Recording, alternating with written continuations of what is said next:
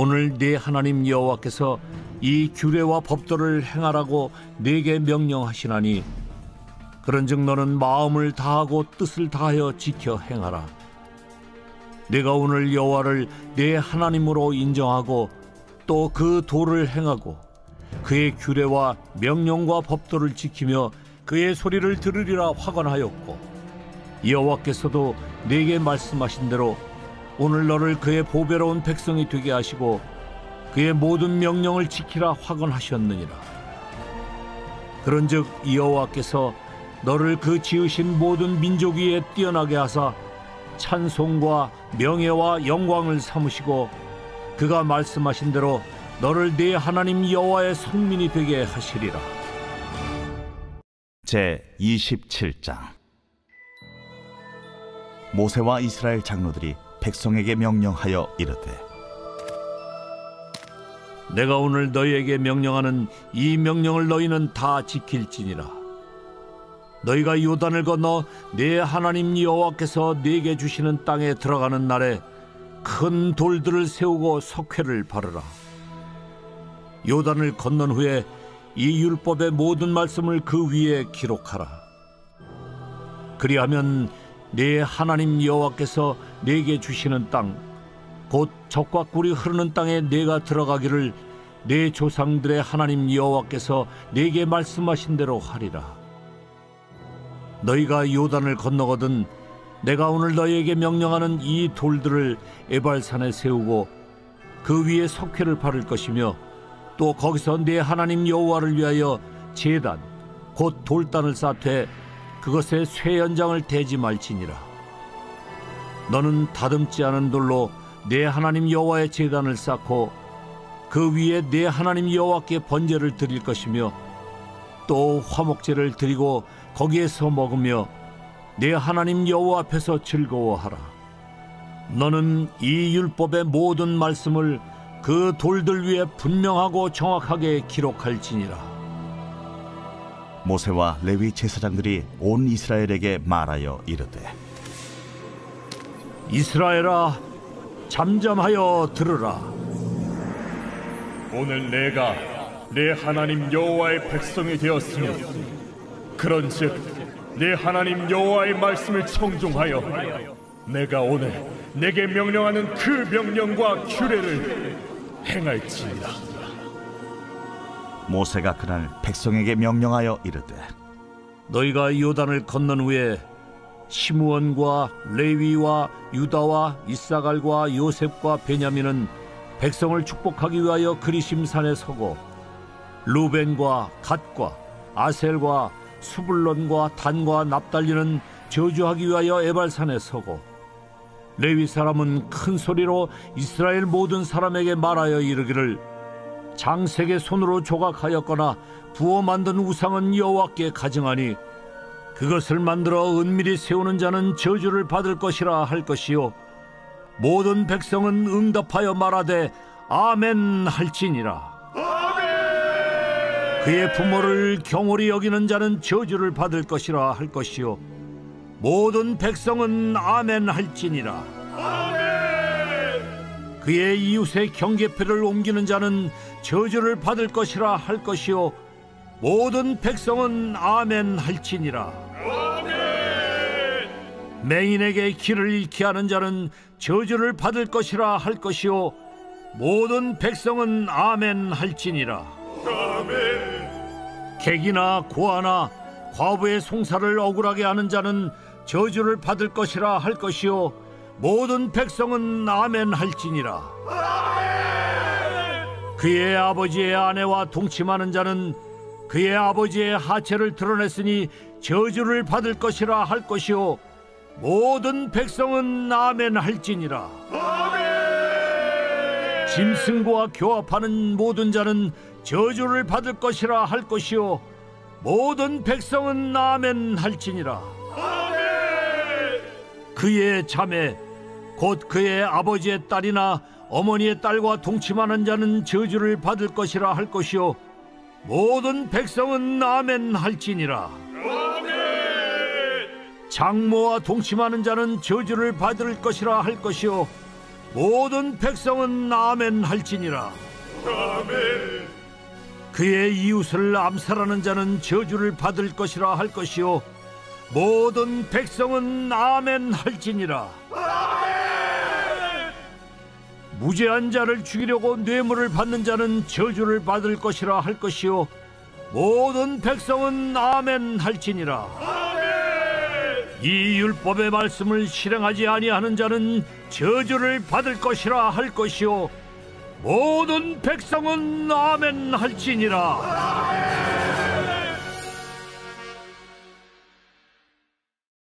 오늘 새벽에도 주님의 보좌 앞으로 나오신 성도님들에게 하나님의 은혜와 평강이 함께 하시기를 축원드립니다.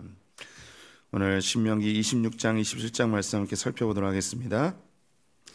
신명기는 그 주제가 다스림입니다.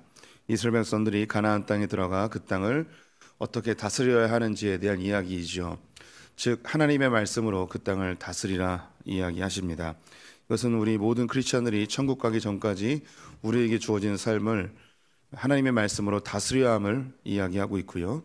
이 다스림을 잘할 때에 하나님이 약속하신 풍성함과 생명력 넘치는 삶을 살게 되어 있습니다. 이 율법은 마치 우리가 복음의 시대를 살고 있기 때문에 폐기된 듯하지만 이 율법은 지금도 유효합니다. 그래서 우리 크리스천들이 신앙생활하면서 주의해야 될 것이 있다면 우리가 복음, 은혜로 구원을 얻었는데 그 이후에 자칫 우리가 가지고 있는 이 죄의 속성으로 인해서 율법주의로 빠지거나 혹은 반율법주의로 빠지기 쉽습니다. 율법주의는 율법을 잘 지키면 하나님이 내게 복을 주시고 율법을 잘 지키면 하나님이 내 소원을 들어주시는 이런 다른 종교에서 이야기하는 듯한 그런 신앙의 형태로 흘러가는 것을 주의해야 합니다. 누군가 고난을 당하거나 시련을 당할 때에 이것이 하나님이 벌 주시는 것, 말씀을 잘 지키지 않아서 하나님이 징계하신 것, 이렇게 정죄하고 판단하는 것이 또한 율법주의의 한 형태입니다. 또 반율법주의는 율법은 이미 폐기된 것이고 율법은 우리와 상관이 없고 우리는 어떤 죄를 져도 하나님이 용서하시기 때문에 자유롭게 살아도 된다는 반율법주의, 방종주의로 흐를 가능성이 있습니다. 그래서 우리 크리스찬들이 늘 복음 앞에 서야 되는 이유, 이 복음은 우리가 예수를 처음 믿었을 때뿐만 아니라 천국 가기까지 끊임없이 복음 앞에 서야 하는데 그 이유가 율법주의로 빠지거나 반율법주의로 빠질 위험성이 있기 때문입니다. 그러면 이 복음으로 사는 게 무엇일까요? 율법주의도 아니고 반율법주의도 아닌 이 율법 안에서 복음을 찾는 것입니다. 우리가 하나님이 이 땅에서 살아가는 삶의 안내서라고 할까요? 우리 크리스찬들이 인간이 가장 인간답게 가장 복을 누리며 살 수 있는 하나님의 은혜의 방편으로 이 율법을 주신 것입니다. 그래서 율법을 잘 알아야 돼요. 그래서 이것이 우리의 삶의 기준과 방향성이 되어야 하는 것이죠. 율법이라는 큰 가이드라인이 있습니다. 그 뒤로 따르는 것이 율례와 법도와 규례 이렇게 뒤로 따라갑니다. 이것은 기본적으로 하나님의 십계명을 기반으로 한 율법에서 그 시대와 상황과 또 이 나라들마다 조금씩 변형할 수 있습니다. 그래서 이 율법 안에는 자유함도 있습니다. 말씀의 근본적 원칙을 알고 거기서 그 시대에 맞춰서 변형하고 조금은 여유롭게 부드럽게 대할 수 있는 그런 이 내용들이 율례와 법도와 규례라고 하겠습니다. 우리 성도님들이 그래서 구약의 율법을 폐기하거나 구약의 율법이 나와 아무 상관없는 것으로 생각하지 마시고 이것은 가장 인간답게 가장 하나님 안에서 풍성하게 살 수 있는 삶의 방향성이다라고 생각하시면 좋을 것 같습니다. 신명기의 말씀은 그래서 우리에게 굉장히 큰 유익을 주고 있고요. 또 더불어서 이스라엘 백성들이 가나안 땅에 들어가 한 나라를 세우게 되는데요. 이 신명기의 율법을 기반으로 나라를 세워가게 됩니다. 그래서 이 신명기 말씀은 한 개인뿐만 아니라 국가와 민족이 복을 받는 방향성이 있다고 하겠습니다. 신명기는 4편의 설교로 이루어져 있죠. 이스라엘이 모압 평지까지 오게 된 여정에 대해서 첫 번째 설교에서 이야기하고 있고요. 두 번째 설교는 신명기의 본론이라 할 수 있는 율법에 대한 이야기, 세 번째는 이스라엘의 미래에 대한 이야기, 마지막 네 번째는 유언이 담겨 있습니다. 그 중에 우리는 두 번째 설교 제일 끄트머리에 와 있습니다. 이제 십계명의 율법의 이제 결론 부분에 와 있는데요. 두 번째 설교는 십계명을 선포하면서 시작하고 있고 이 율법을 왜 지켜야 되는지 7가지 이유를 설명해 주었습니다. 7가지 이유를 다시 우리 성도님들이 다 기억하기는 좀 어려우실 수 있어요. 근데 한 가지 중요한 것이 있다면 이제 은혜에 대한 반응으로 이 율법을 생각하시면 좋겠습니다. 왜 우리가 말씀대로 살아야 되는가? 복을 받기 위해서 말씀대로 사는 것이 아니고 우리가 하나님께 구원받은 자로서 이 구원의 은혜에 대한 반응으로 살아가는 것, 이것을 좀 그 마음에 담으셨으면 좋겠습니다. 자칫 이제 율법주의로 빠진다는 것이 이 율법을 잘 지키면 하나님 복 주시겠지 하는 기대심, 하나님을 이용하고 조종하는 것으로 율법을 이용할 때가 있습니다. 우리는 은혜에 대한 반응으로 하나님이 나를 이렇게 사랑하셔서 이렇게 나를 구원하셨으니 그 사랑하는 주님이 기뻐하시는 것을 내가 해야겠다 하는 은혜에 대한 반응으로 율법을 대하시는 것이 7가지 이유 중에 가장 핵심이 되는 내용이라 하겠습니다. 십계명을 기반으로 율법을 확장하여서 설명해 주었고요. 이제 그 마지막 마무리에 와 있습니다. 이제 오늘 본문 말씀에 이 율법을 잘 지켜라 라고 이야기하시면서 18절과 19절, 26장 18절 19절을 제가 읽어보겠습니다. 여호와께서도 내게 말씀하신 대로 오늘 너를 그의 보배로운 백성이 되게 하시고 그의 모든 명령을 지키라 확언하셨느니라. 그런즉 여호와께서 너를 그 지으신 모든 민족 위에 뛰어나게 하사 찬송과 명예와 영광을 삼으시고 그가 말씀하신 대로 너를 내 하나님 여호와의 성민이 되게 하시리라. 십계명의 말씀 율법을 선포하시면서 마지막 마무리에 너희들 이 말씀을 잘 지켜라. 그러면 너희가 모든 민족 중에 뛰어난 민족이 될 것이고 너희가 하나님의 선택한 백성, 거룩한 백성, 성민이 되게 할 것이다 라고 선포하십니다. 이 이야기를 들으면 이 율법을 잘 지키면 하나님의 선택한 백성이 되고 잘 못 지키면 하나님의 선택한 백성이 못 되고 하나님의 말씀을 잘 지키면 모든 민족 위에 뛰어난 민족이 되게 하고 잘 못 지키면 개밥의 도토리가 되고 이런 뭔가 이 중립지대에 서 있는 듯한 그런 느낌을 받을 수 있습니다. 그런데 이스라엘 백성들은 이미 애굽에서 건진받은 하나님의 택한 백성들이 되고 소유된 백성이고 거룩한 나라이고 제사장 나라이고 이미 그들에 대한 신분을 출애굽기 해서 선포하셨습니다. 이 이야기는 뭔가 너희가 이런 백성이니 이런 민족이니 이런 은혜를 받았고 이런 하나님의 특별한 축복을 받았으니 여기에 대한 반응으로 너희들 이 율법을 잘 지켜라. 그러면 너희가 지속적으로 하나님 앞에 거룩한 백성으로 인정받게 될 것이고 또 하나님이 모든 민족 위에 뛰어난 민족이 되게 할 것이라는 그런 약속의 말씀입니다. 우리 성도님들이 이미 하나님의 자녀가 되었습니다. 우리가 교회를 다니면서 내가 하나님의 말씀을 잘 지켜야지 주님이 복 주시고 하나님의 말씀을 잘 지켜야지 하나님의 자녀가 되고 구원받고 이런 개념을 가지면 안 되는 거죠. 이미 우리는 하나님의 자녀입니다. 그래서 하나님의 자녀이기 때문에 이 자녀된 신분을 잘 유지하기 위하여 하나님의 말씀을 잘 지키는 거예요.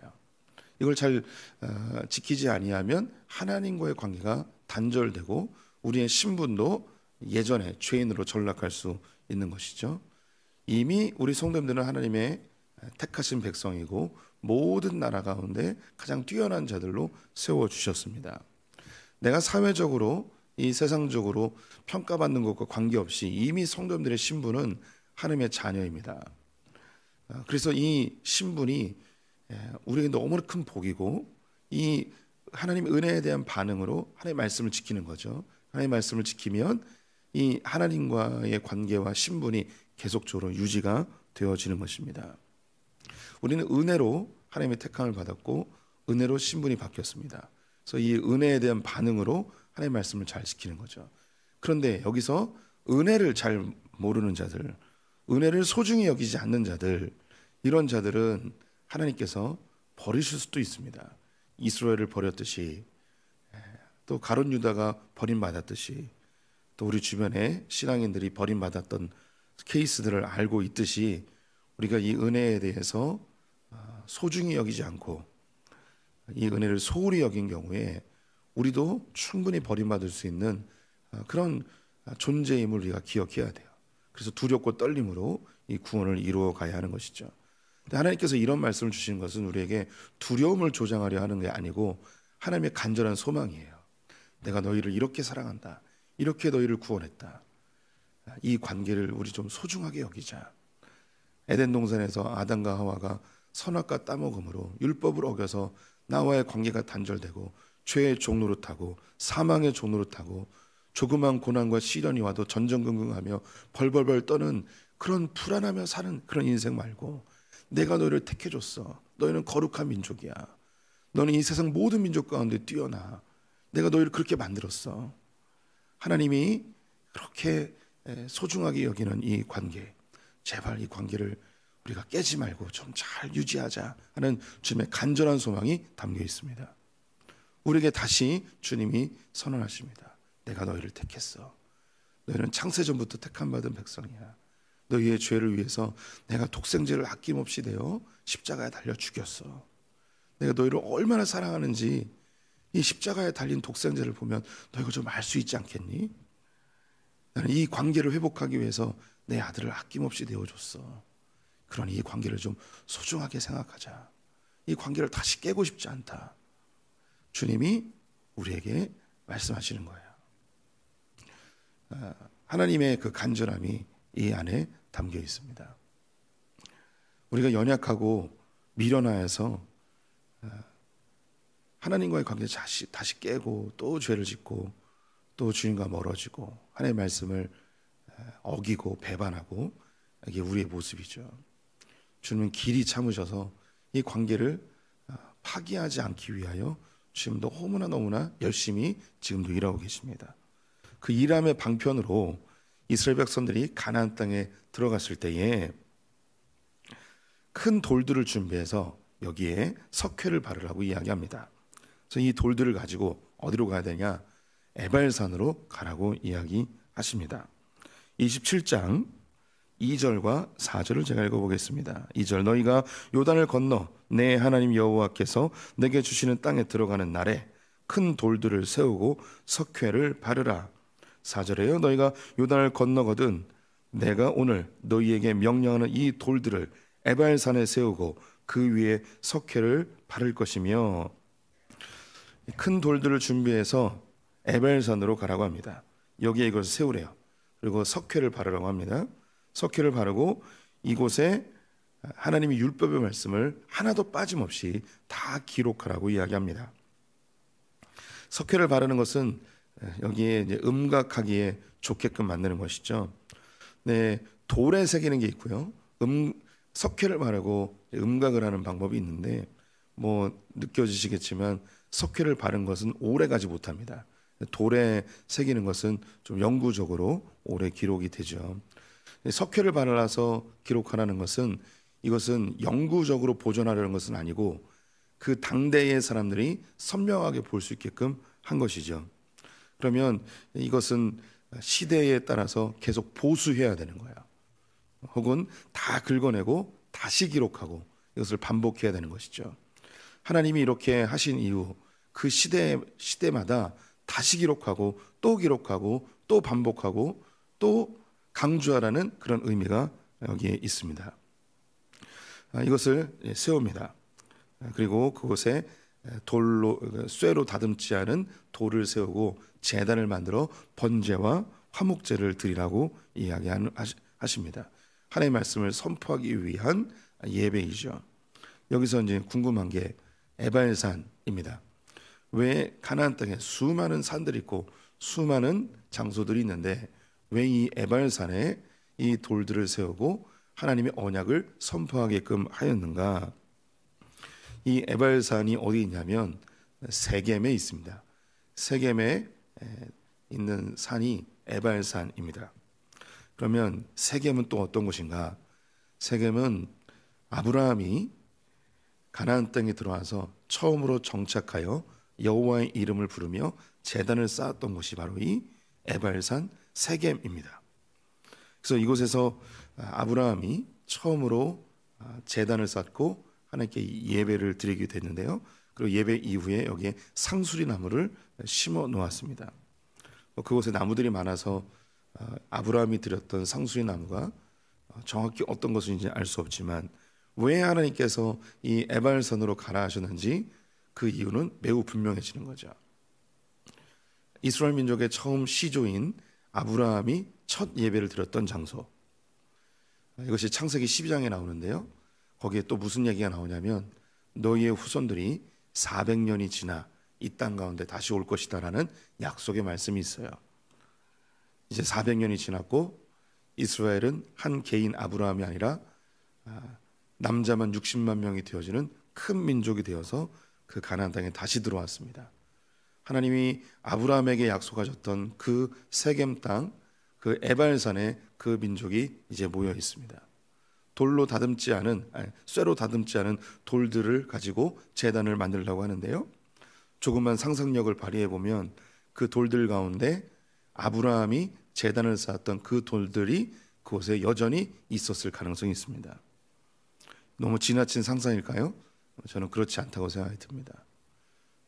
하나님이 이 세겜에 있는 에발산에 이스라엘 백성들을 다시 불러서 율법을 선포하게 하신 이유, 그들은 아브라함을 연상케 하셨고 아브라함이 쌓았던 첫 제단을 연상케 하신 거겠죠. 이곳에서 하나님의 율법의 말씀이 다시 선포가 되어지죠. 그 내용이 11절부터 마지막 절까지 기록이 되어 있는데요. 이스라엘 백성들을 두 개로 나눕니다. 6개 지파씩, 하나는 이제 그리심산에, 하나는 에발산에 놓게 하시죠. 이 두 산이 이렇게 그 봉우리 두 개가 있고 그 밑에 골짜기 평지가 있습니다. 이스라엘 백성들이 평지에 쭉 있는 거죠.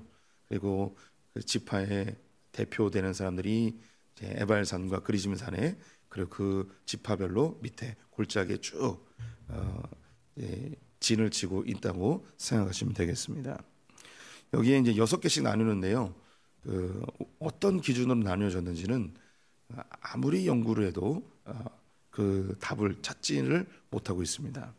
어떤 위대한 학자가 연구해서 어떤 기준으로 나눴는지 그것이 나타나게 되면 그때 우리 성도님들에게 알려드리도록 하겠습니다. 어쩌면 주님 오실 때까지 어떤 기준으로 6개씩 나눴는지 알 수는 없습니다. 잘 알지 못하는 부분이 성경에 나오면요, 이게 왜 그럴까 너무 집착하지 마시고 그냥 그것을 궁금한 것, 의문으로 남겨놓고 성경을 계속 읽어가실 필요가 있습니다. 또 성경을 읽다가 답을 찾는 경우도 있고요, 시간이 지나서 얻어지는 경우도 있고, 또 영원히 풀지 못하는 숙제로 남은 것은 우리가 팬티에 잘 적어놨다가 천국에 가서 하나님께 물어보면 됩니다. 6개씩 나눴어요. 그리고 선포하기 시작합니다. 맨 처음에 레위인들을 통해서 선포되어지는 율법의 선언이 모든 우상들을 세우지 말라라고 이야기합니다. 그러면 백성들이 아멘 화답합니다. 그리고 부모를 경홀히 여기려 하는 저주를 받을 것이다 라고 선포하면 아멘 합니다. 여기에 이 질문이 12개가 나옵니다. 왜 12개의 질문을 했을까요? 질문이 아니라 이제 선포죠. 그것은 12지파를 상징을 합니다. 또 율법 전체를 다 낭독하지 못하고 율법의 10계명과 관련되어서 12개를 선언하면서 충만한 숫자를 이야기하는 것이죠. 이 모세가 명령했던 이것은 여호수아 8장에 가면 실제로 실행이 되어집니다. 성도님 한번 상상력을 발휘해 보시기 바랍니다. 그리시산과 에발산에 백성들 한 200만 명이 쫙 다 있습니다. 그리고 레위인들이 선포합니다. 부모를 경홀히 여기는 자는 저주를 받을지어다. 그러면 모든 백성이 아멘 하는 거죠. 우리 성도님들 200만 명이 다 함께 아멘 하는 소리를 상상해 보십시오. 저 상상이 잘 안 가는데요. 인천 사람이 300만 명인데 우리가 뭐 10,000명만 모여 있어도 그 함성 소리가 우레와 같습니다. 10,000명이 발만 굴러도 막 지축이 울리는 듯한 그런 일일 텐데요. 그 소리가 어마어마할 것 같습니다. 제가 대학교 1학년 때 몽산포에서 CCC 수련을 했는데 10,000명이 모여 있었습니다. 대학생 10,000명. 그 소리가 정말 어마어마했습니다. 제가 그때 큰 충격을 받았거든요. 야, 대한민국에 이런 열정적인 젊은이들이 이렇게 많이 있었구나. 제가 이제 95년도에 군대에 있었는데요. 그때는 아마 정말 한국의 부흥의 끝물이라고 할 수 있는데 95년도 잠실 주 경기장에 SM2000이라는 행사가 있었습니다. SM2000은 한국에 있는 모든 대학생 선교단체들이 다 함께 모여서 21세기를 바라보며 이 대한민국이 세계 선교의 주역이 되기를 결단하고 다짐하고 소망하는 그런 자리였어요. 잠실 주 경기장에 10만 명은 아니고 거의 8만 명이 모였습니다.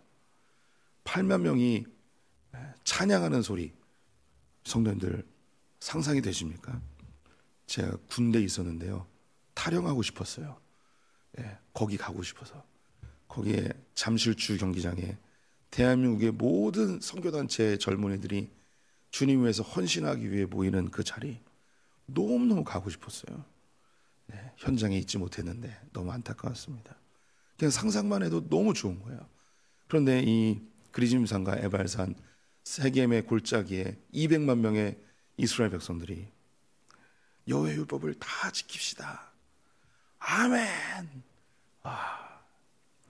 너무 기대가 되는 그런. 이게 언제 또 이루어지는가? 마지막 예수 그리스도 혼인잔치에 모든 민족과 모든 방언과 모든 나라와 모든 하나님의 택한 백성이 천군천사와 함께 예수 그리스도의 오심을 보면서 아멘, 주 예수여 어서 오시옵소서. 그 함성 소리 너무 기대되지 않습니까? 이게 맛보기가 좀 있습니다. 언제 맛볼 수 있냐? 정교인 수련회 때 맛볼 수 있습니다. 우리 교회 성도님들 한 300여 명이 그곳에 모여서 주님을 뜨겁게 찬양하면 얼마나 환상적인 하모니가 이루어질까요? 다시 강조해드리면 이 율법은 너희들 잘 지키면 복 받고 잘 못 지키면 너희들 벌 받아, 이런 개념이 아니에요. 이스라엘 백성들은 애굽에서의 그 처절한 삶을 알아요. 다시 그곳으로 돌아가지 말라는 거예요. 내가 너희를 이렇게 은혜로 구원하였으니 이 은혜에 대한 반응으로 너희들의 이 신분과 축복을 잘 간직하며 풍성하게 오래오래 살았으면 좋겠다 하는 주님의 마음이 담겨 있습니다. 우리 역시 마찬가지입니다. 복음이 무엇인가? 하나님의 말씀 잘 지키면 복 받고 잘 못 지키면 벌 받고, 이런 개념이 아니에요. 우린 이미 복음을 알았다는 것은 죄의 처절함과 죄의 참혹함을 아는 자들이에요. 죄가 얼마나 우리를 괴롭히고 죄로 인한 두려움과 죄로 인한 그 고통스러운 삶을 이미 우리는 경험한 자들이에요. 예수 그리스도의 은혜로 우리가 구원받은 자들이죠. 그리고 우리는 이 은혜에 대한 반응으로 주님 앞에 말씀대로 사는 것입니다. 이 하나님의 자녀된, 죄와 사망의 법에서 자유케 되어진 그 사슬이 풀려진 하나님의 자녀된 이 복을 지속적이고 영구적으로 누릴 수 있는 방법, 하나님의 말씀 안에 거는 거죠. 그래서 이렇게 하나님의 말씀 앞에 아멘으로 화답하면서 주님, 그렇습니다. 저는 처절하게 죄인입니다. 나는 이 죄의 고통을 알고 있습니다. 이 죄의 사슬에서 벗어나고 싶습니다. 나는 그것을 위해서 주의 말씀대로 살기로 결단합니다. 아멘. 이렇게 외치는 우리 성도들 되시기를 축원드립니다.